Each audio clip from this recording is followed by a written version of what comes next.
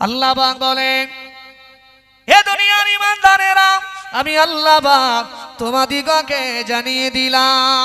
আল্লাহ পাক বলেন যারা আমার উপরে তাওয়াক্কুল রাখে, যারা আমার উপরে ভরসা রাখে, আমি আল্লাহ তাদেরকে দ্বিগুণ পরিমাণ আমি আল্লাহ পুরস্কার দিই। এ দুনিয়ার ঈমানদারেরা, আল্লাহ পাক সেই জন্য নবী মুহাম্মদুর রাসূলুল্লাহ সাল্লাল্লাহু আলাইহি ওয়াসাল্লামের কাছে আল্লাহ পাক কোরআন নাযিল করে। আল্লাহ পাক মুসা আলাইহিস সালামের মায়ের ব্যাপারটা আল্লাহ পাক আমার নবীকে শুনিয়ে দিলেন। ও আমার নবী, ও আমার হাবিব, আমি আল্লাহ পাক তোমায় জানিয়ে দিলাম, শুনে রাখো। আমার একজন নবী মুসা আলাইহিস সালাম, তার মা আমি আল্লাহ আমার উপরে ভরসা রেখেছিল, আমি আল্লাহ আমার উপরে তাওয়াক্কুল রেখেছিল। আমি আল্লাহ পাক তাকে, আমি আল্লাহ ওই মহিলাটাকে তথা মুসা আলাইহিস সালামের মাকে আমি আল্লাহ শ্রেষ্ঠতম মা আমি আল্লাহ বানিয়ে দিয়েছি। জোরে বলে, আরো জোরে বলেন সুবহানাল্লাহ। ভাই, আমরা আমাদের মায়ের গর্ভ থেকে এসেছি না চিনি? আমার মায়েদের কজন চেনে? কথা বলে না। আমার মায়েদের চেনে? আপনাদের মায়েদের কেউ চেনে? এই সাইলে পাড়ার মানুষ ছাড়া কেউ চেনে না। তো নবী মুসা আলাইহিস সালামকে যখন দেখিনি, তার মাকেও কখনো দেখিনি। তার মাকে না দেখার পরও তার মায়ের ব্যাপারে আলোচনা করছি না? তার মার দাম কম না বেশি? বেশি না? এই বেশি মর্যাদাটা হলো কিভাবে? তাওয়াক্কুল, ভরসা আছে কোথায়? পারা নাম্বার 20, পৃষ্ঠা নাম্বার 4, সূরার নাম সূরাতুল কাসাস। এই সূরা কাসাসের দ্বিতীয় তৃতীয় আয়াত থেকে আমার আল্লাহ মুসা আলাইহিস সালামের মায়ের ব্যাপারে আল্লাহ আমার নবীকে শোনাচ্ছেন। একবার জোরে বলেন, আর জোরে বলেন সুবহানাল্লাহ। চলুন, ভরসা রাখলে আল্লাহ যে পুরস্কার দেবেন তার দৃষ্টান্ত আমি আপনাদের কোরআন থেকে শোনাবো ইনশাআল্লাহ। এখন সেই পিরিয়ডে জালেম বাদশা ছিলেন, তার নাম ছিল ফিরাউন। শুনেছেন তো আপনারা? সেই ফিরাউন একদিন স্বপ্ন দেখে যে একটা গাছ বাড়তে এত বাড়া বেড়ে গিয়েছে যেন সেই গাছের কাছে পৃথিবীর সব জিনিসগুলো ছোট মনে হচ্ছে। এখন সে যেহেতু বাদশা, তার দরবারে বহু পাণ্ডিত্য লাভকারী মানুষরা আসে, বহু জ্যোতিষীরা আসে, বহু জ্ঞানীগুণী মানুষরা আসে, বিদ্বানরা আসে। একদিন সকালবেলা, যেদিন স্বপ্ন দেখেছেন, পরের দিন সকালবেলা তাদের জিজ্ঞেস করছে, এই জ্যোতিষীরা, এই বিদ্বানেরা, এই গণকেরা, বলো আমি বিগত রাতের বেলায় স্বপ্নটা দেখেছি, স্বপ্নের তাবির কি হবে? তারা বললেন, বাচ্চা শোনেন, একটু অপেক্ষা করেন, আমি আপনাকে স্বপ্নের তাবির বলে দেবো। বলে কি হবে স্বপ্নের তাবির? তা বলে, বাচ্চা জানতে পারলাম এই পৃথিবীতে এমন একজন পুরুষের জন্মগ্রহণ হবে, যে পুরুষ পৃথিবীতে আসার পরে তার সম্মান, তার ইজ্জত এত বুলন্দ হবে, তার সম্মানের কাছে, তার ইজ্জতের কাছে আপনি বাদশা, আপনি তার কাছে সম্মানে হেরে যাবেন। আর তার দ্বারাই পৃথিবীতে এমন একটা দিন কায়েম হবে, সেই দিন কায়েম হলে আপনার সাম্রাজ্য তার দ্বারা ধ্বংস হয়ে যাবে। ভাই দেখেন না, বর্তমানে কোন পলিটিক্সের লোক যদি জানতে পারে আমার ব্যাপারে ওই লোক ষড়যন্ত্র করছে, আগে দেখবেন ওর হাতটা আগে ভাঙে না। আমার মূল শত্রু হইল, দেহের মূল জিনিস হলো মাথা। ভাই কান যদি টানা হয় না, দেখবেন দেখো সব চলে আসে না। আগে লোক কি করে, মোড়ল লোকটার আগে ধরে, তাই তো? মোড়ল লোক ধরলে ও চেলারা এমনি আসবে। এখন এই স্বপ্নটা দেখার পরে এখন ফিরাউন বলছেন, তাহলে এই বাচ্চাটা কতদিন পরে আসবে? তা বলছে, ওই বাচ্চাটা আজ থেকে 3 দিনের ভিতরে তার বাপের ঔরস থেকে তার মায়ের গর্ভে বাচ্চাটা তার মায়ের গর্ভে আসবে 3 দিন। বলছে তাই? বলছে হ্যাঁ। এখন যেহেতু জ্যোতিষীরা বলে দিয়েছে যে ওই বাচ্চাটাই তোমার প্রধান শত্রু হবে, বাচ্চার কারণে তোমার সাম্রাজ্য নষ্ট হবে। আচ্ছা, ফিরাউন চাইবে বাচ্চাটা পৃথিবীতে আসুক? কথা বলে না। চাইবে না। ভাই এটা আমি বানোয়াট কথা বলছি না, সূরা কাসাসের তাফসীর এটা, ইনশাআল্লাহ আয়াতগুলো পড়ছি আমি। দাঁড়ান। এ দুনিয়ার ঈমানদারেরা, আল্লাহ পাকের কোরআন জানিয়ে দিয়েছেন ওই সময় ফেরাউন রাজদরবার থেকে ঘোষণা দিয়ে দিয়েছিলেন, আমার সৈন্যরা শুনে রাখো, এই দেশে খবর দিয়ে দাও, এলাকায় খবর দিয়ে দাও, যারা আজ থেকে 3 দিন ধরে যেন কোনো স্বামী স্ত্রী এক জায়গায় না থাকে। কেউ যদি, আমি ফিরাউন আমার কথা অমান্য করে স্বামী স্ত্রী যদি এক জায়গায় যদি তারা থাকে, আমি ফিরাউন আমার কথাগুলো যদি অমান্য করে, নিশ্চিত তাদের শাস্তি হবে মৃত্যুদণ্ড। কি হবে? মৃত্যুদণ্ড। 3 দিন যেন স্বামী স্ত্রী, কোন স্বামী স্ত্রী একত্রিত না হয়। তাই সবাই যাইবে, কোনো দরকার নেই। 3 দিন নাই বুধ থেকে বিচ্ছেদ থাকি, স্বামী থেকে বিচ্ছেদ থাকে, তাহলে তো জানে বাঁচবো, জানে যদি বাঁচি তো সব পাবো। আর স্ত্রীর কাছে থাকতে গেলে যদি আমার জীবনই চলে যেতে, সব বেকার হয়ে যাবে। এখন 3 দিন সব স্বামী স্ত্রী পৃথক। তবে আল্লাহ চাইছেন যে এই 3 রাতের ভিতরে আমি আল্লাহ উলুল আযম আমার নবী মুসা আলাইহিস সালামকে পৃথিবীতে পাঠাবো। আচ্ছা বলেন, আল্লাহর অভিপ্রায় তথা আল্লাহর ইচ্ছাকে পৃথিবীর কোন শক্তি বাধা দিতে পারবে? কারোর ক্ষমতা আছে? নাই। আল্লাহ চাইছেন পাঠাবো, ফেরাউন চাইছেন না আসো। তাহলে মনে হয় কি ফেরাউনের শত চেষ্টা সফল হবে? এ দুনিয়ার ঈমানদারেরা, প্রথম রাত অতিক্রম হয়ে গেল, দ্বিতীয় রাতের বেলা আল্লাহ পাক রব্বুল আলামিন, আল্লাহ দয়াময় আমার আল্লাহ, তিনি চেয়েছেন আমি আল্লাহ আমার নবী মুসা আলাইহিস সালামকে তার মায়ের গর্ভে আমি আল্লাহ পাঠাবো। শত শত্রুরা যতই চেষ্টা করুক না কেন, আমি আল্লাহ আমার ইচ্ছাটাকে ঠেকাতে পারবে না। এ দুনিয়ার ঈমানদারেরা, ফিরাউন শুধু আদেশ করল না, প্রত্যেকটা বাড়িতে তার সৈন্যগুলোকে মোতায়েন করে দিয়েছে। প্রত্যেকটা বাড়িতে সৈন্য মোতায়েন করে দিয়েছে, কেউ যেন স্বামী স্ত্রী এক জায়গায় না থাকতে পারে। শুধু আদেশ করিনি, প্রত্যেকটা বাড়ি লোক ফিট করে রেখেছে। তবে মজার ব্যাপার, মুসা আলাইহিস সালামের মা হলো খাতুন, বাপের নাম হলো ইমরান। এখন ইমরান ছিলেন ফিরাউনের দেহরক্ষী, তথা যে ঘরে আরাম করে ও সেই ঘরের গেটম্যান, ও তো সেখানে থাকে। তাহলে বাড়ি তো অলরেডি খাতুন রয়েছে একা, তাহলে যে ঘরে স্বামী অটোমেটিক বাড়ি থাকে না, সে বাচ্চার খাদেম, তাহলে সেখানে আর সৈন্য দেওয়া লাগবে? এখন ফেরাউন সব জায়গায় সৈন্য লাগিয়েছে, বডিগার্ড লাগিয়ে দিয়েছে।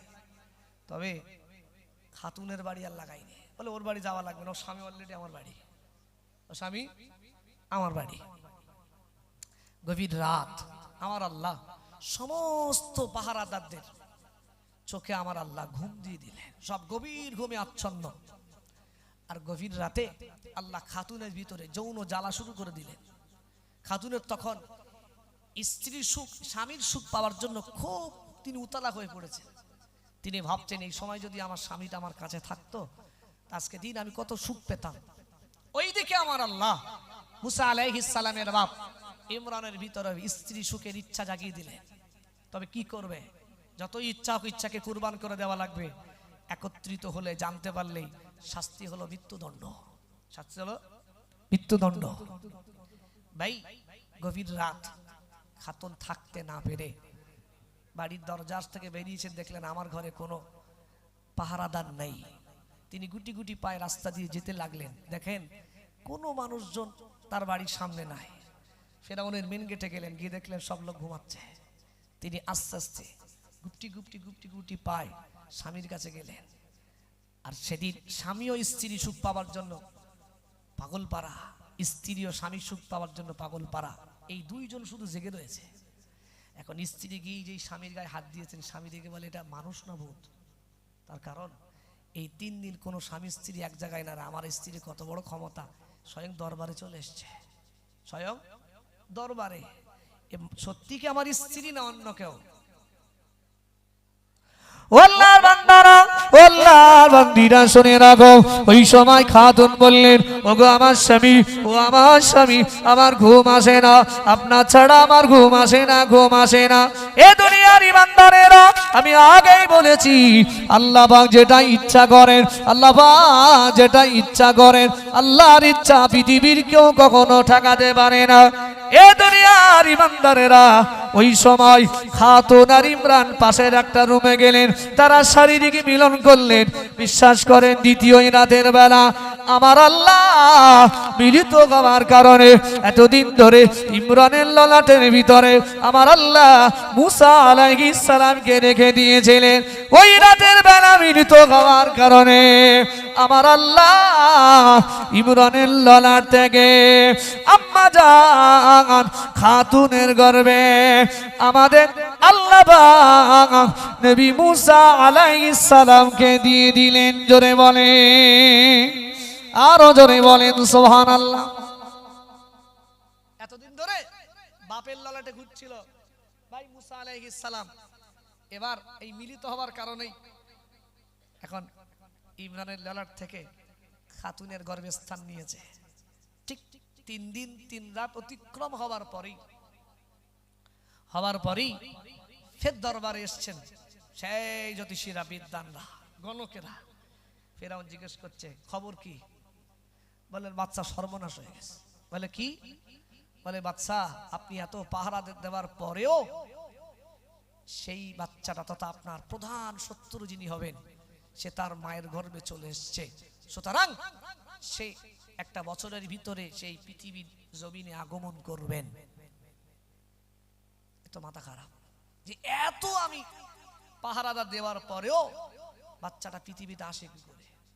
তবে এ যা ভুল হয়েছে, তবে 1 বছর ধরে আর কোনো ভুল হবে না। তিনি শুরু করে দিলেন কি, প্রত্যেকটা বাড়িতে বাড়িতে মহিলাদের পেট চেক করার জন্য। কি চেক করা? পেট চেক করার জন্য মহিলা নিযুক্ত করে দিলেন। মহিলা, তারা প্রত্যেকেই মহিলাদের পেটে হাত দিতে লাগলো, কার পেটে বাচ্চা আছে। এমনকি ওই 1 বছরের ভিতরে কোনো মা যদি বাচ্চা প্রসব করতেন, মহিলারা যেত, বাচ্চা তুলতো, নিজে হাতে তুলে দেখতো, যদি মেয়ে তো ছেড়ে দিত, আর যদি দেখতেন ছেলে, জাল্লাদদের ডেকে ওই বাপ মায়ের সামনে বাচ্চাটাকে হত্যা করত। আল্লাহ পাক সূরা কাসাসের ভিতরে আল্লাহ পাক বলছেন যে সেদিন ফিরাউন এত বড় অপরাধী ছিল। আল্লাহ পাক বলছেন, ইযাববিহু আবনাআহুম ওয়া ইস্তাহয়ী নিসাআহুম। মেয়ে হলে ছেড়ে দিত, আর পুরুষ হলে ইযাববিহু জবাহ করে দিত। আচ্ছা বলেন, আমরা আমাদের সন্তানগুলোকে মায়া করি না? কথা বলে না, করি না? আমাদের জীবনের ম্যাক্সিমাম সময়টা আমাদের সন্তানদের ভালোর জন্য কাটিয়ে দিই না? অনেক সময় নামাজ কাজা করি, নবীর সুন্নাহগুলো অনেক সময় মানতে পারি না। মূল কারণ হলো আমাদের সন্তান। এত ভালোবাসি আমরা, আর সেই সন্তান গর্ভে থাকার পরে যখন পৃথিবীতে আসে, শত কষ্ট হয় মায়েদের। তারপরে সন্তানের চেহারা দেখলে মায়ের কষ্ট নিবারণ হয় না? আল্লাহ পাক কোরআন শরীফের পারা নাম্বার 21 পৃষ্ঠা নাম্বার হলো 11। এ দুনিয়ার ইমানদারেরা, এ গোপালনগর সাইলে পাড়ার মানুষেরা শুনে রাখো, সূরা লোকমান আল্লাহ পাক শোনাচ্ছেন, এ দুনিয়ার ইমানদারেরা, আমি আল্লাহ পাক জানিয়ে দিলাম, মায়েরা যখন হামালা হয়, হামালাতুহু উম্মুহু, মায়েরা যখন হামালা হয়, পেটের ভিতরে মায়েদের যখন বাচ্চা আসে, মায়েদের কষ্ট হয়, ওয়াহানান আলা ওয়াহান, মায়েদের কষ্টের উপরে কষ্ট হয়, যন্ত্রণার উপরে যন্ত্রণা হয়। পৃথিবীর মায়েদের যা কষ্ট হয়, পৃথিবীর কোন পুরুষ মানুষ বুঝতে পারে না। পেটের ভিতরে বাচ্চা রাখলে যে কষ্ট হয়, এই কষ্ট বোঝা তো দূরের কথা, এক টুকরো পরিমাণ বা এক চুল পরিমাণ অনুভবও পুরুষ মানুষ করতে পারে না। পারে? পুরুষ মানুষ মনে করে যে আমরা সারাদিন ধরে যা খাটি এটাই কষ্ট, বাড়ি বিবিরা যা করে এগুলো কষ্ট না, মনে করে না? করেন? অনেক স্বামী বাড়ি এসে বলে, সারাদিন তুই কি করছিলি বলতো? বলে না? তো একদিন যদি ওই স্বামীর বলা হয়, তুমি স্ত্রী কি কাজ করে সারাদিন তুমি করো, ভাই আমার তো মনে হয় হয়তো আপনারা পারবেন কিনা জানি না, আমি তো জীবনেও পারবো না। তার কারণ আমাদের পুরুষ মানুষের কাজের একটা সময় নির্ধারণ আছে, মহিলাদের কাজের কোনো নির্ধারণ সময় নির্ধারণ আছে? এরা মোটামুটি ভোরবেলা ওঠে, একবার ছেলে, একবার মেয়ে, একবার শ্বশুর, একবার শাশুড়ি, রাত 12টার সময় কোথাও কিচ্ছু না, স্বামী বাড়ি আসলো, এসে বললো আমাকে একটু গরম গরম রুটি করে দেওয়া লাগবে। ভাই রাত 12টার সময় তোমার স্ত্রী তোমায় রুটি করে দেয়, এখন তোমারে যদি বলে রাত 12টার সময় এত আমার ভয় লাগছে, চলো না একটু বাথরুমে যাবো, তোমার সাথে চলো, স্বামী যদি ঘুম খুব বেগে আসে, স্বামী বলে তুই একা যা, বলে না? বলে না? কথা বলে না, বলে। এই জন্য ভাই যদি না ছেলেদের পেটে বাচ্চা হওয়ার দোয়া চাওয়া যেত, তা আমি হাসানুজ্জামান আমি তাদের ব্যাপারে দোয়া করতাম, যারা স্ত্রীদেরকে কষ্ট দেয় তাদের ব্যাপারে দোয়া করতাম যে আল্লাহ এরা মনে করে আমাদের কষ্টটা কষ্ট, তা আল্লাহ ওদের পেটে একটু বাচ্চা দাও, ওরা বুঝুক বাচ্চা রাখা কত কষ্ট। ভাই বাচ্চা রাখা কত কষ্ট, এই ব্যাপার স্বয়ং মহান আল্লাহ সূরা লুকমান পারা নাম্বার 21 পৃষ্ঠা নাম্বার 11 আল্লাহ নিজেই বলছেন হামালাতুহু উম্মুহু ওয়াহনান আলা ওয়াহান, পেটে যখন বাচ্চা থাকে মায়েদের কষ্টের উপরে কষ্ট হয়, যন্ত্রণার উপরে যন্ত্রণা হয়, ব্যথার উপরে ব্যথা মায়েরা উপভোগ করে, পৃথিবীর কোনো বেটা ছেলে বোঝে না। বোঝে? এ দুনিয়ার ইমানদারেরা আল্লাহ জানিয়েছেন, শুধু তাই নয়, তারপরে আল্লাহ পাক আবারও বলেছেন মায়েদের গর্ভে থেকে বাচ্চা পৃথিবীতে আসার পরে মায়েদের ডিউটি ছুটি নয়, ছুটি নয়, ছুটি নয়। এ দুনিয়ার ইমানদারেরা আমি আল্লাহ পাক তোমাদিগকে জানিয়ে দিলাম ওয়াফিসালুহু ফি আমাইন। দুনিয়ার কোন বেটা ছেলে দেখেছেন যে ভাই স্ত্রী রান্না বান্না করে, স্ত্রীর শত ব্যস্ততার ভিতরে রয়েছে, ওই সময় বাচ্চাটা দোলনায় বলেন খাটে বলেন যেখানেই বলেন বাচ্চাটা অত্যাধিক কান্নাকাটি করে, তার কান্না থামানোর জন্য পৃথিবীর কোন বেটা ছেলে দেখেছেন নিজের বুকের স্তনে দুধ পান করায়? করায়? কথা বলে না? করায়? এদের ফিটা ধরিয়ে দিলে না, যদি এক ফিটা দুধ খাওয়াও, বেটা ছেলেরা মাথা খারাপ, এক ফিটা দুধ খাওয়াতে গেলে এক ফিটা পাগল হয়ে যাবে। এ দুনিয়ার ইমানদারেরা তারপরেও তোমাদের বিবি তোমার কথাগুলো শোনে, তোমার আদেশগুলো মানে, তোমার সেবা যত্ন করে, তোমার আব্বা তোমার মায়ের সেবা যত্ন করে, তোমার ছোট ছোট বোনেদের সেবা যত্ন করে, তোমার বাচ্চাগুলো যে বাচ্চাগুলো আব্বা আব্বা আব্বা বলে ডাকে, এই আব্বা ডাক শুনে তোমার যে কলিজা খানাটা শীতল হয়ে যায়, ওই বাচ্চাটা ছোট্টবেলা থেকে অফিসালুহু ফি আমাইন, রাত 12টার সময় তোমার বাচ্চাটার ঘুম ভেঙে গেল, তুমি পাশে তো বিভোর ঘুমে ঘুমিয়ে রয়েছ, তোমার বিবি তথা ওই বাচ্চাটার মা নিজের স্তনের দুধ ওই বাচ্চাটাকে খাইয়ে গভীর রাতে মা অনেক সময় নিজে নিজে নির্ধারায় যেতে পারে না, অনেক সময় সারা রাত জেগে জেগে তোমার স্ত্রীর সময়টা কাটিয়ে দেয়। এ দুনিয়ার ইমানদারেরা ওই জন্য আল্লাহ পাক বলেন ওয়াফিসালুহু ফি আমাইন, পৃথিবীর বেটা ছেলেরা দুধ পান করাই না, পৃথিবীর মহিলারা বাচ্চাগুলোর 2 বছর দুধ পান করাই। জোরে বলে, আরো জোরে বলেন সুবহানাল্লাহ। কারা করায়? মহিলারা না, মায়েরা করায়। তাহলে এত কিছু করার পরেও, এত কিছু করার পরেও তারপরেও দেখবেন অনেক আমার মায়েদের বোনদের পরিবারে সুনাম নাই। বলে না? বলে না? আছে। তাহলে এত কষ্ট তো মায়েরা শুধু করে, অনেক সময় দেখবেন বিবিরা বলে এ দেখো তোমার সংসার করতাম না কবে চলে যেতাম, শুধু আমার এই ছোট ছোট বাচ্চাগুলোর দিকে তাকিয়ে আজকে আমি আমার জীবনটা কুরবান করে দিচ্ছি। বলে না? বলে না? বলে কেন? বাচ্চার মায়া, ভালোবাসা। ভাই তাহলে সেই বাচ্চার যদি কেউ কষ্ট দেয়, সেই বাচ্চাকে কেউ যদি একটু মারে আঘাত করে, তাই আব্বা মা মেনে নেয় না, আমায় মারবি মার, আমার বাচ্চাটাকে হাত দিস না। তাহলে মারলে একটু কটু কথা বললে যদি এত কষ্ট হয়, আর 10 মাস 10 দিন গর্ভে রাখার পরে বাচ্চা পৃথিবীতে আসলে পুত্র হবার কারণে মা বাপের সামনে যদি জবাই করে দেয়, তাহলে বাপ মার কষ্ট কম হবে না বেশি হবে? বেশি হবে না?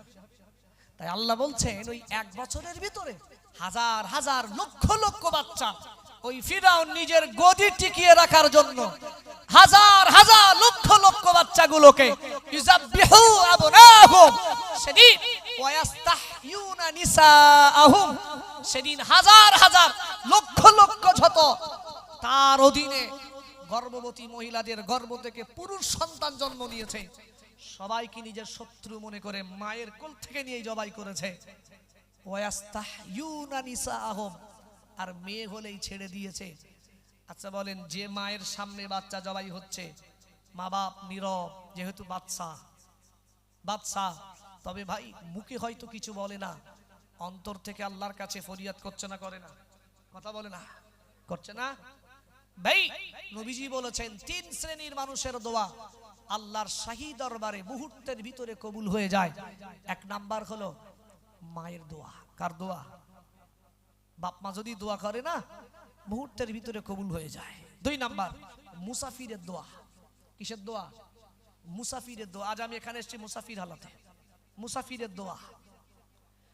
3 নাম্বার নবীজি বলেছেন মাজলুমের দোয়া। কোন মাজলুম যদি জালিমের ব্যাপারে দোয়া করে, শুধু হাত তুলে দোয়া করাটা দোয়া নয়, মাজলুম যদি জালিমের ব্যবহারে কষ্ট পায়, ব্যথা পায়, মাজলুম শুধু অন্তরে অন্তরে জালিমের ব্যাপারে ভাববে, এই ভাবাটাও মুহূর্তের ভিতরে আল্লাহ শাহী দরবারে কবুল হয়ে যাবে। জোরে বলেন, আরো জোরে বলেন সুবহানাল্লাহ।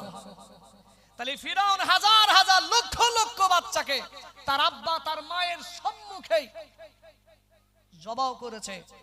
তাহলে তাদের আর্তনাদ, তাদের কান্না আল্লাহ কবুল করেছে না করেনি? করেছে না? করেছে। তাকে যে আল্লাহ ধ্বংস করেছেন, কোরআন শরীফের পারা নাম্বার 11 পৃষ্ঠা নাম্বার 18 সূরার নাম সূরাতুল ইউনুস। আল্লাহ শোনাচ্ছেন যখন ফিরাউন একেবারে শেষমেশ, ও যখন মুসা আলাইহিস সালামকে তাড়া করতে এসেছেন নীল দরিয়ায়, কেউ বলেছেন ফোরাত, কেউ বলছেন নীল দরিয়ায়। এখন সেই দরিয়ার কাছাকাছি যেই এসেছেন, আল্লাহ মুসা আলাইহিস সালামের জন্য 7টা রাস্তা করে দিয়েছিলেন। একবার জোরে বলেন সুবহানাল্লাহ। এখন মুসা আলাইহিস সালাম যাচ্ছেন, আর ফিরাউন ভাবছে এটা হয়তো মুসা জাদুর রাস্তা না, তো এটা জাদুর রাস্তা না, তো হয়তো আমরা গেলে জাদু করে উঠে যাবে, আমরা সব তলিয়ে যাব। আর আল্লাহর কি রহম, ঠিক সেই মুহূর্তে ওর অন্তরের ভিতরে বিশ্বাস জাগিয়ে দেওয়ার জন্য ফিরাউনের সামনে জিবরাইল আমিন আলাইহিস সালাম তিনি একটা ঘোড়ার উপরে উঠে তিনি সাধারণ মানুষের মতো করে টুকটুক টুকটুক করে ওই নীল দরিয়ার রাস্তা পার হচ্ছেন। আর ফিরাউন ভাবছে এই তো, এই লোকটা যদি যায় এ তো কিচ্ছু হয়নি, তাহলে আমরাও যাই, আমাদের কিচ্ছু হবে না। সুতরাং ফিরাউন নেমে গেল সেই রাস্তায়, ফিরাউনের সাথে ফিরাউনের দলবলেরাও নেমে গেল। সাথে সাথে আল্লাহ আদেশ করলেন রাস্তাগুলোকে আবার মিলিয়ে দিতে। সাথে সাথে রাস্তাগুলো মিলিয়ে গেল, সব নদীর তলদেশে তলিয়ে গেল। মজার ব্যাপার, শেষ প্রান্তে ফিরাউন কিন্তু জানতো মালিক আমি না। ফিরাউন তো আল্লাহ দাবি করেছিল, ফিরাউন জানে আমি আল্লাহ না। ভাই এই জন্য বক্তারা বলেন, গ্রামের ইমাম সাহেবরা বলে, তওবারও একটা লিমিট আছে, আছে না নাই? মানুষের যখন মরণের গড়গড়ানি শুরু হয়ে যায় আর তওবা কবুল হয় না, আর তওবা কবুল হয় না। তার বিবরণ শোনেন, পারা নাম্বার 11 পৃষ্ঠা নাম্বার 18, একেবারে 2-3 লাইনের ভিতরেই রয়েছে সূরা ইউনুসে। সেদিন ফিরাউনের গড়গড়ানি শুরু হয়ে গেছে, অলরেডি মরণের জাগানদানি শুরু হয়ে গেছে। ঠিক সেই সময় ও এবার আমার আল্লাহকে আল্লাহ বলে মানবেন। এ দুনিয়ার ইমানদারেরা, আল্লাহ পাক কোরআন শরীফের ভিতরে আল্লাহ পাক জানিয়ে দিয়েছেন, ওই সময় বললেন লা ইলাহা ইল্লাল্লাযী আমানাত বিহি বানু ইসরাঈল। এ দুনিয়ার ইমানদারেরা, ওই সময় ফিরাউন বলতে লাগলেন আমি ঈমান আনতে চাই ওই বনি ইসরাঈলরা যে রবের উপরে ঈমান আনয়ন করেছে, যে রবের উপরে ঈমান আনয়ন করেছে। এ দুনিয়ার ইমানদারেরা শুনে রাখো, আল্লাহ পাক কোরআনে জানিয়েছেন, আল্লাহ পাক ওই সময় ফিরাউনকে বলেছিলেন আল্লাহ এ ফিরাউন তোমার কি এখন ঈমান আনার কথা মনে পড়েছে? আল্লাহ এখন কি তোমার মনে পড়েছে? অকদ আসাইতা ক্বাবলু ওয়া কুনতা মিনাল মুফসিদিন। তুমি কি ভুলে গেছো তুমি পৃথিবীতে সবথেকে বড় ফিতনা ফাসাদকারী ছিলে? কি ছিলে ভাই? পৃথিবীতে যত জালেম দেখেছেন ফেরাউনের মতন জালেম একটাও ছিল না। ফেরাউনের মতো জালেম একটাও ছিল না। তাহলে এই ফেরাউনের এটা হচ্ছে মরণের সময় আর্তনাদ, এই যে মায়েদের আর্তনাদ, হাজার হাজার লক্ষ লক্ষ বাচ্চা মা বাপের সামনে জবাই করেছে, এদের আর্তনাদ আল্লাহ শাহী দরবারে মুহূর্তের ভিতরে কবুল হয়ে গিয়েছে। যারা বলেন সুবহানাল্লাহ। ভাই কোরআন শরীফের ভিতরে আল্লাহ জানাচ্ছেন সেই দিন হাজার হাজার বাচ্চা, লক্ষ লক্ষ বাচ্চাকে জবাই করলেন। তবে অপরদিকে আমার আল্লাহর ইচ্ছা মুসা আলাইহিস সালামকে পৃথিবীতে পাঠাবেন। তবে আমরা হলাম সাধারণ ঘরের মহিলাদের গর্ভ থেকে এসেছি। তবে নবীরা যে গর্ভে থাকে সে গর্ভগুলো হলো দামি গর্ভ। ঠিক বলছি না ভুল বলছি? আমাদের মায়েদের ঠিক 2-3 মাস হয়ে গেলে দেখবেন আস্তে আস্তে পেটের অবস্থাটা পরিবর্তন হয়, একটু পেটটা আস্তে আস্তে বেড়ে যায়। বাচ্চা যত বাড়ে পেটের অবস্থা তত পরিবর্তন হয়। স্বাভাবিক, সবাই বুঝতে পারে এই মহিলাটা প্রেগনেন্ট। পারে না? তবে নবীদের মায়েদের ক্ষেত্রে আলাদা, পৃথিবীর কোন মানুষ যাতে তাকে নিয়ে আলোচনা না করে, সুতরাং সেই হিসাবে নবীদের মায়েদের পেটের অবস্থাটা সাধারণ মহিলাদের মতো থাকতো। বাচ্চা হবার আগ মুহূর্ত পর্যন্ত কেউ বুঝতে পারতো না এই মহিলাটা প্রেগনেন্ট। জোরে বলেন, আরো জোরে বলেন সুবহানাল্লাহ। ফেরাউন মহিলা নিযুক্ত করে রেখেছিল, প্রত্যেকটা মহিলাদের পেটে হাত দিয়ে দিয়ে দেখতো। কিতাবের ভিতরে এসেছে, তাফসীরের ভিতরে, ওই মহিলাগুলো মুসা আলাইহিস সালামের মা তথা খাতুনের পেটে বাচ্চা আছে, কিন্তু তারপরেও তারা হাজারবার পেটে হাত দিয়ে দিয়ে দেখেছে। শত চেষ্টা করার পরেও তারা বুঝতেই পারলো না খাতুন প্রেগনেন্ট। একবার জোরে বলেন, আরো জোরে বলবেন না সুবহানাল্লাহ।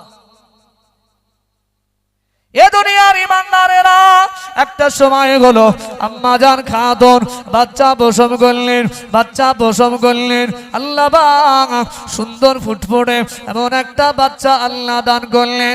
পারা নাম্বার 16 পৃষ্ঠা নাম্বার 13 আল্লাহ পাক জানিয়েছেন, ও আলকাইতু আলাইকা মাহাব্বাতাম মিন্নি, আমি আল্লাহ পাক আমার মুসার চেহারার ভিতরে এত সৌন্দর্য আমি আল্লাহ দিয়েছি যে আমার মুসার দিকে একবার তাকাবে, আমার মুসার প্রেমে সে পাগল হয়ে যাবে।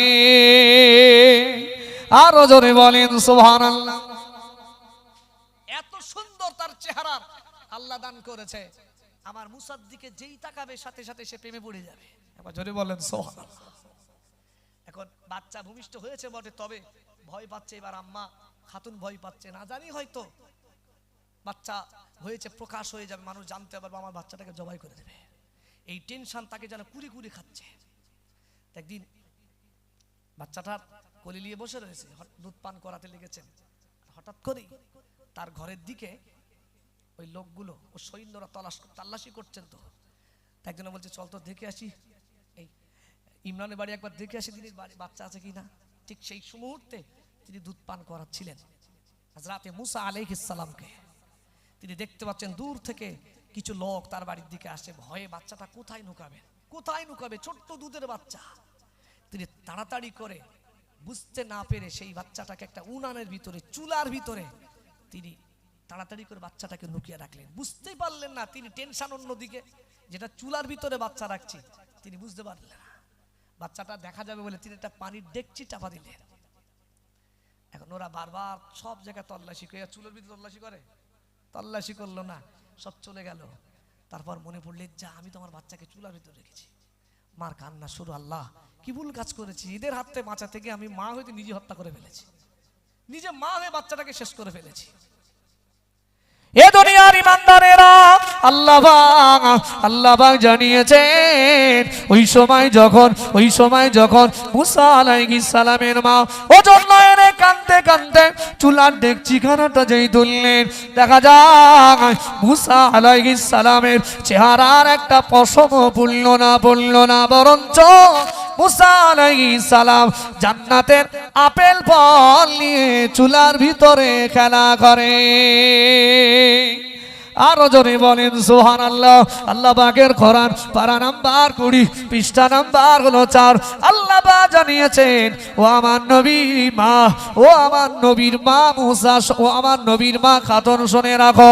আল্লাহ পাক বলেন ওয়া ওয়াহাইনা ইলা উম্মি মুসা আন আরদিই, আমি আল্লাহ পাক জানিয়ে দিলাম টেনশন করো না, চিন্তা করো না, তুমি তোমার বাচ্চাটাকে বিনা দ্বিধায় দুধ পান করাতে থাকো, আমি আল্লাহ তোমার বাচ্চাটাকে হেফাজত করব।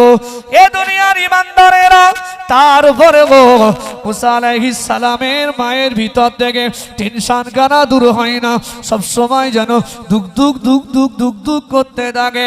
আল্লাহ পাক বলেন ফাইদা খিফতি আলাইহি ফালকিহি ফিল ইয়ামি ওয়ালা তাখাফি ওয়ালা তাহজানি। আল্লাহ পাক বলেন আমার বান্দি খাতুন, যদি তোমার তারপরেও ভয় হয়, টেনশন হয়, আমি আল্লাহ পাক জানিয়ে দিলাম একটা কাঠের সিন্ধুক বানাও, তোমার বাচ্চাটাকে ওই সিন্ধুকের ভিতরে দিয়ে আমি আল্লাহ পাক বলছি ওই নীল দরিয়ার তুমি ভাসিয়ে দাও। এ দুনিয়ার ইমানদারেরা, একবার আমায় বলুন আমি যে কারণে আয়াতগুলো তুলেছি, ভাই এতদিন ধরে বাচ্চাটাকে মা বাঁচানোর জন্য শত চেষ্টা করে, এখন আল্লাহর আদেশ একটা সিন্ধুক বানিয়ে ওই দুধের বাচ্চাটাকে ওই পানির উপরে ছেড়ে দেওয়া লাগবে। এ দুনিয়ার ইমানদারেরা, একদিকে সন্তান, অপরদিকে আল্লাহর আদেশ, কোনটা মানবে? কোনটা মানবে? ফাইদা খিফতি আলাইহি, তোমার যদি তারপরেও ভয় হয়, আমি আল্লাহ বলছি তোমার বাচ্চাটাকে একটা কাঠের সিন্ধুক বানাও। ভাই এখন সিন্ধুকের যদি জানালা রাখে বাচ্চা নিঃশ্বাস অক্সিজেন পাওয়ার জন্য, তাহলে জানলা দিয়ে পানি ঢুকবে না? ঢুকবে না? তো ডুবে যাবে, তাহলে সেও মরে যাবে। আর যদি জানালা না রাখে তাহলে দম বন্ধ হয়ে মরে যাবে না? যাবে না? সে তো মরে যাবে। তাহলে কি হবে?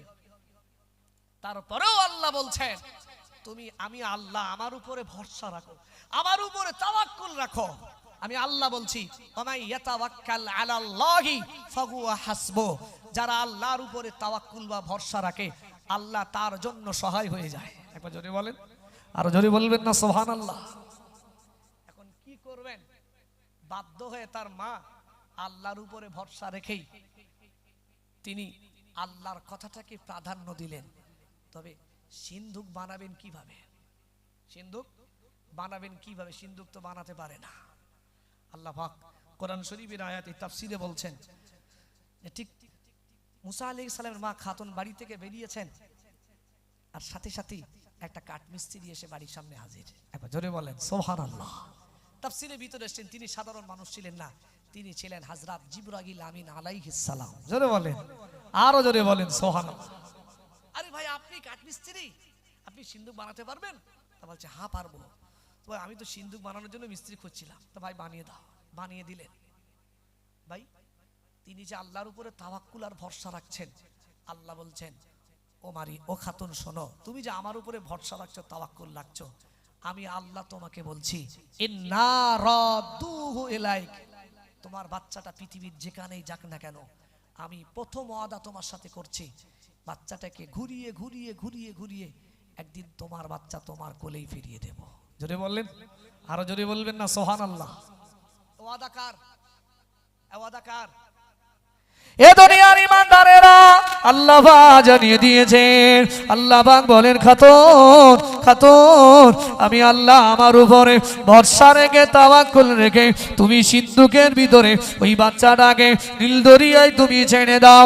আমি আল্লাহ পাক জানিয়ে দিলাম ইন্না রাদুহু ইলাইক, আমি আল্লাহ পাক তোমার বাচ্চা তোমার কাছে ফিরিয়ে দেব। এক নাম্বার ওয়াদা।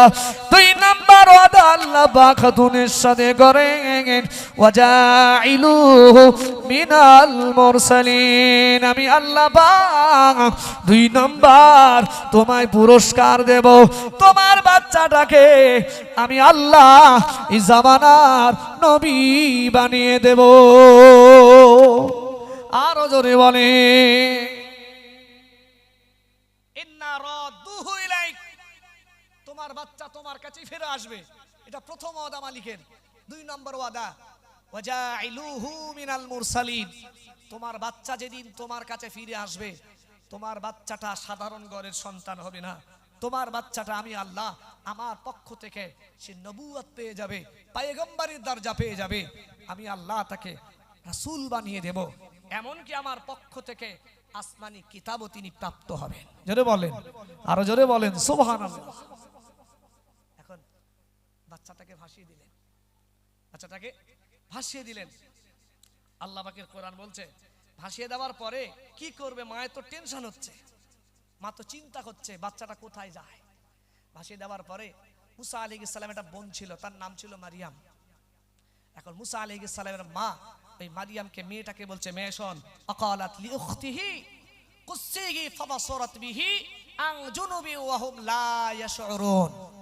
তার মা তার মেয়েটাকে বলছেন, বাচ্চা তুমি না ওই নদীর ধার দিয়ে হেঁটে হেঁটে যাবে, তুমি দেখবে এই সিন্দুকটা কে তোলে, তবে তুমি যে সিন্দুকটার প্রতি লক্ষ্য রাখছো এটা যেন কেউ না বুঝতে পারে, অহুম লা ইয়াশউরুন, কেউ যেন বুঝতে না পারে। এখন মারিয়াম যথারীতি তার ওই সিন্দুকটার দিকে লক্ষ্য করেই রয়েছে, তবে যেখানে গেলে বাঘের ভয়, সেখানে গেলেই রাত হয়, এটা প্রবাকে মানুষ বলে, তাই না? ঠিক যার ভয়ে এত কিছু হলো, ঠিক ওই নদীরই একটা কিনারে ফেরাউনের একটা কক্ষ ছিল, যে কক্ষে শুধু আম্মা জান আসিয়াকে নিয়ে থাকতেন। আম্মা আসিয়াকে নিয়ে আরাম করছেন।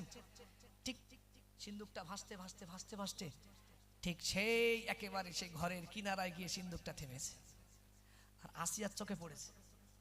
আসিয়া তখন বলছে, দেখো জাহাবানা, একটা সিন্দুক ভেসে আসছে, দেখেন তো কি আছে। এখন যেই এসেছেন ফিরাউন বলে, তুমি দাঁড়াও আমি দেখছি। এই ফিরাউনের হাতটা পাক না না পাক?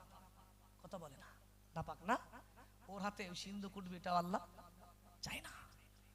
ও আল্লাহর বান্দারা, ও আল্লাহর বান্দিরা শুনে রাখো, ওই সময় ফিরাউন সিন্ধুকখানাটা তুলতে গেল, আল্লাহর পক্ষ থেকে সিন্ধুকখানাটা তো ভারী হয়ে গেল। ফিরাউন তোলা তো দূরের কথা, ফিরাউন এক চুল পর্যন্ত নড়াতে পারল না। ওই সময় আল্লাহর বান্দি ফিরাউনের স্ত্রী আসিয়া রাহমাতুল্লাহ আলাইহা, ওই সময় তিনি বললেন, ওগো আমার স্বামী, আপনি সরে যান, আমি দেখি সিন্ধুকখানাটা তুলতে পারি কিনা।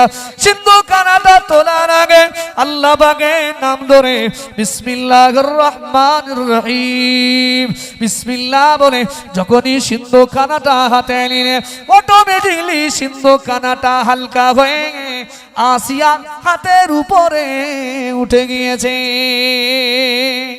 আরো জোরে বলেন সুবহানাল্লাহ। ও আল্লাহর বান্দারা, ও আল্লাহর বান্দিরা, ওই সময় যখনই উপরে তোলা হলো, ফিরাউন বললেন, তালাখানাটা আমি খুলে দিই। ওই সময় শত চেষ্টা করলে, বহু বাড়ি দিলেন, তালা খুলল না। ওর নাপাক হাতে আল্লাহ তালা খোলাতে চাইছেন না। ওই সময় আসিয়া বিসমিল্লাহির রহমানির রহিম বলে তালার উপরে হাত দিলেন, অটোমেটিকলি তালাটা খুলে গিয়েছে। জোরে বলে, আরো জোরে বলেন সুবহানাল্লাহ। এর নাপাক হাত এত ভারী তুলতে পারছে না সিন্দুকটা।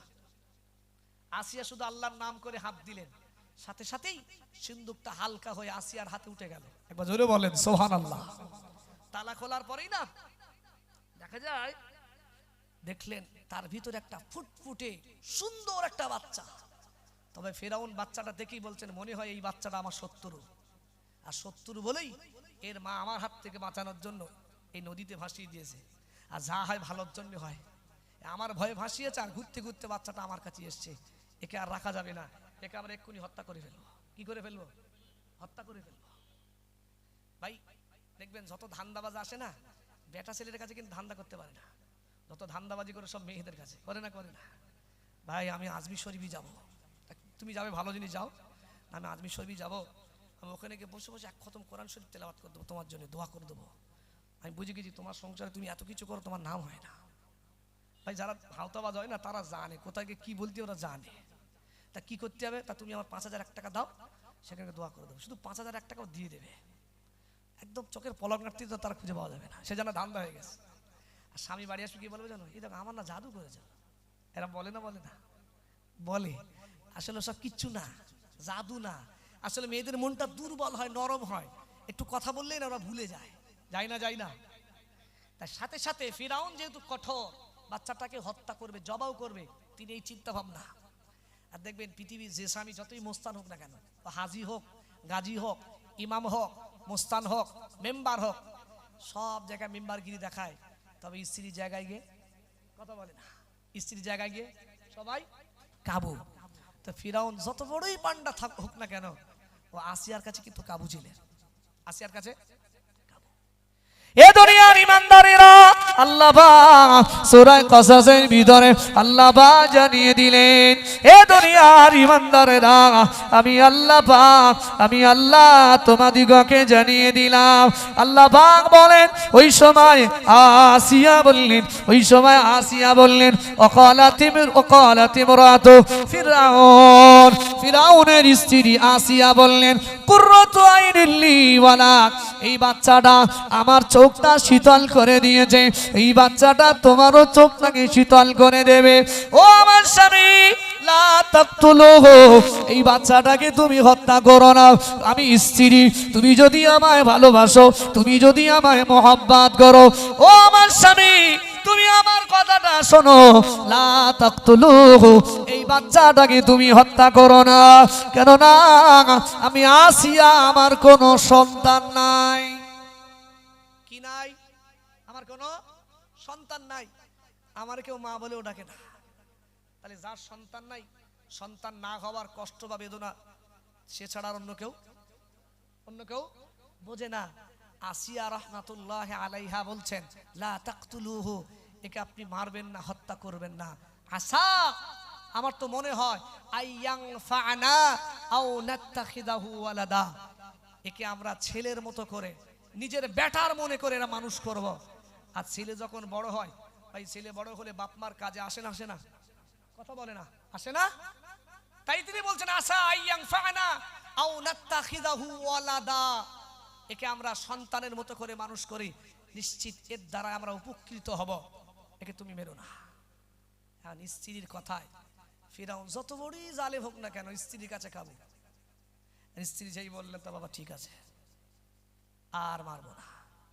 তাহলে ভাই আমি আগেই বলেছিলাম, আল্লাহ যেটা ইচ্ছা করেন পৃথিবীর কোন শক্তি ঠেকাতে পারে না। আল্লাহ আমার নবী মুসা আলাইহিস সালামকে আল্লাহ গর্বে পাঠালেন, নিজের বাড়ি নয়, ফিরাউনের দরবারে।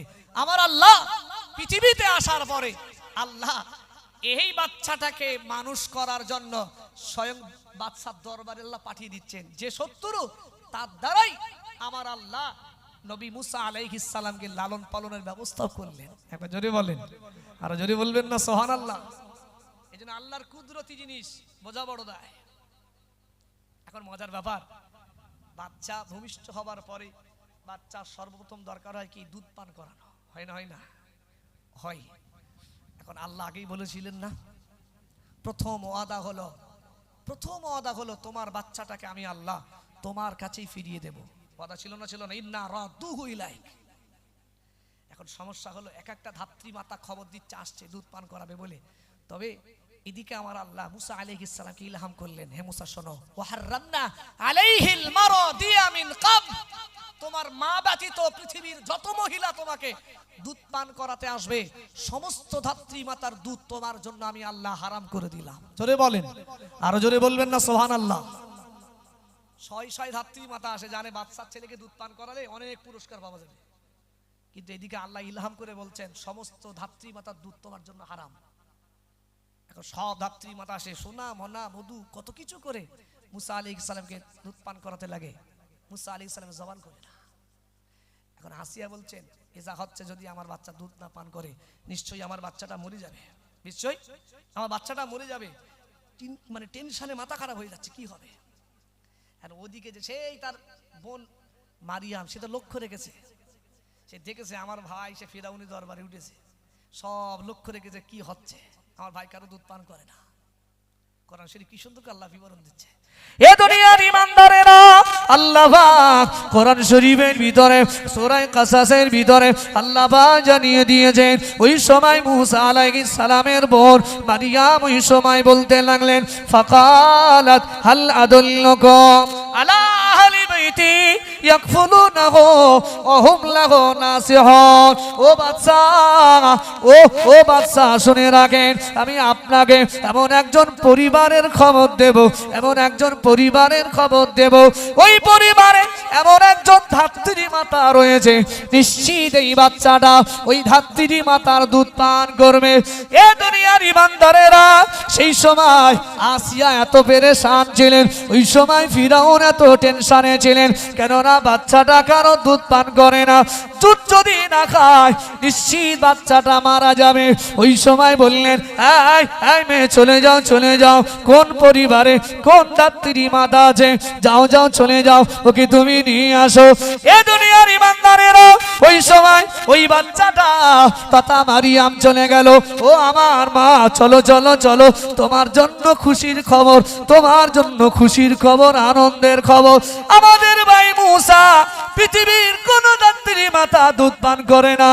ওই সময় আমি ফিরাউনকে বললাম, বাদশাকে বললাম, ফাকালাত হাল আদুল্লুকুম আলা আহলি বাইতি ইয়াকফুলুনাহু ওয়া হুম লাহু নাসিহুন।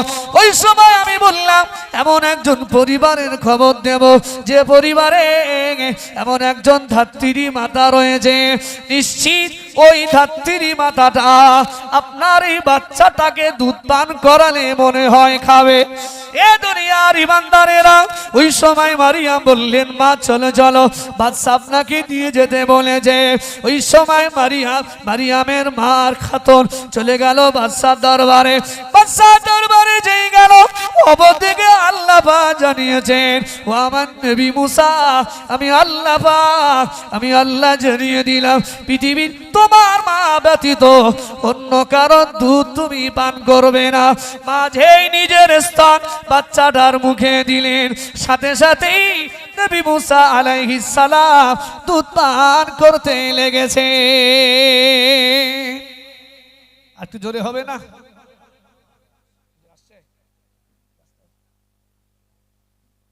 তকবীর দান, নারায়ে তাকবীর, নারায়ে তাকবীর, নারায়ে তাকবীর, নারায়ে তাকবীর।